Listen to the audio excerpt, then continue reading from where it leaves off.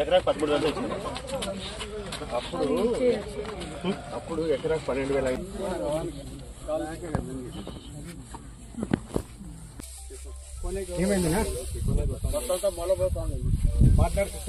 ఈసారి 2,100తో పడుతున్నది. ఎట్లా మా పరిస్థితి ఎట్లా అయితే ఈ వడ్లు ఎవరు తీసుకుంటారు? కుళ్ళిపోతాను చూడు, ఇది వేస్ట్ అయిపోతుంది. అవి ప్రభుత్వం వచ్చి అట్లా చూసి నుంచి రేట్ మాకు పలికిస్తే అదన్నా. అంటే ముందుసారి 3,000తో కొంటా అంటారు వడ్లు, ఈసారి మాత్రమా 3,100తో కూడా కొనింటారా? ఇప్పుడు మాత్రం 2,100తో కొనేకి ఎవరు రారా? అది కూడా ఎంత ఖర్చు పెట్టినారు? ఎంత ఎకరాకి 40,000 సార్ ఖర్చు.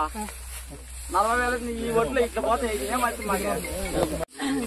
ఎప్పుడైతే కూటమి ప్రభుత్వము అస్తిత్వానికి వచ్చిందో ఆ రోజు నుంచి అతివృష్టి అనావృష్టికి గురి అవుతున్న రైతులందరినీ మనం చూస్తున్నాము. ఈరోజు మనము పొలాల్లోనే డైరెక్ట్ గానే ఉన్నాము, రైతులతో ఈరోజు ఇంటరాక్షన్ చేసుకుంటున్నాము.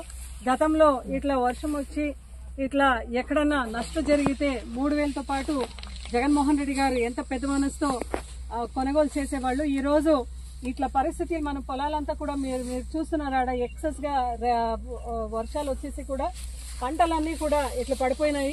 కనీసము గవర్నమెంట్ కూడా ఎక్కడ కూడా వాళ్ళు ఇంటర్ఫియర్ అయ్యి ఏం చేయాలా, రైతులకి ఎట్లా ఆదుకోవాలన్న పరిస్థితుల్లో ఈ రోజు ఆంధ్రప్రదేశ్ రాష్ట్రంలో కూటమి ప్రభుత్వం ఎక్కడ కూడా చర్యలు తీసుకుంటలేదు.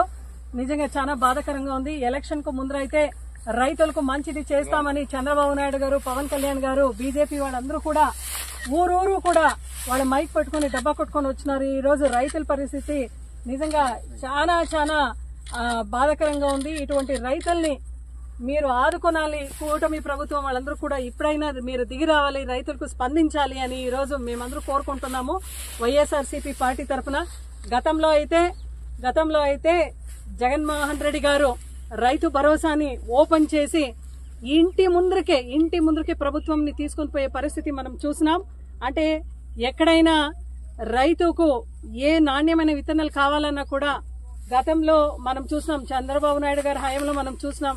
రైతులందరూ కూడా మండల కేంద్రాల్లో పోయి పొద్దున 5 గంటలకు 4 గంటలకు పోయి ఖర్చీఫ్ వేసుకుని అక్కడ కూర్చునేది మనం చూసినాం. అయితే ఎప్పుడైతే జగన్మోహన్ రెడ్డి గారు ముఖ్యమంత్రిగా ఉన్నారో రైతు భరోసాల్ని ఏర్పాటు చేసి రైతు భరోసా కేంద్రాలను ఏర్పాటు చేసి అక్కడికే రైతులు డైరెక్ట్ గా రైతు ఇంటికే కూడా మనం డోర్ డెలివరీ సర్వీస్ చేసిన రోజులు కూడా మనం చూస్తున్నాం. అయితే ఈ రోజు నిజంగా రైతులందరికీ కూడా రైతు భరోసా కేంద్రం ఏర్పాటు చేసినాం. అయితే దాన్ని ఫుల్ ఫ్లెజ్ గా ఆపరేట్ చేసే సౌకర్యం కూడా కూటమి ప్రభుత్వం అక్కడ కల్పించలేదు. రైతులకు పెట్టుబడి సాయం కింద 13,500 కూడా మనం ఇచ్చినాం. ఈ రోజు పెట్టుబడి సాయం కింద ఇస్తాం 20,000 అని చెప్పి కూటమి ప్రభుత్వం దాదాపు 6 నెలలైనా కూడా ఒక్క పైసా కూడా రైతుకి ఇచ్చిన పాపానికి పోలేదు. ఈ రోజు కూడా రైతులకి ఇట్లా పంటలు అతివృష్టి అనావృష్టి వల్ల చాలా నష్టపోయినారు. వాళ్ళందరికీ కూడా ఆదుకునే దానికి కూడా ఎక్కడ కూడా ముందుకు వస్తలేదు కూటమి ప్రభుత్వము. ఇన్పుట్ సబ్సిడీ లేదు, క్రాప్ ఇన్సూరెన్స్ లేదు.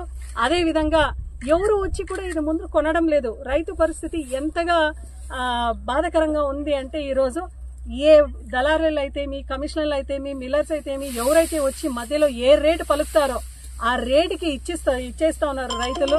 నిజంగా కన్నీటితో మళ్ళా ఆయన ఇంటికి వస్తున్నాడు. అన్నం పెట్టే రైతు ఈ రోజు ఇంత బాధాకరంగా ఉన్నాడంటే చాలా దయనీయ పరిస్థితిగా ఉంది రైతులు.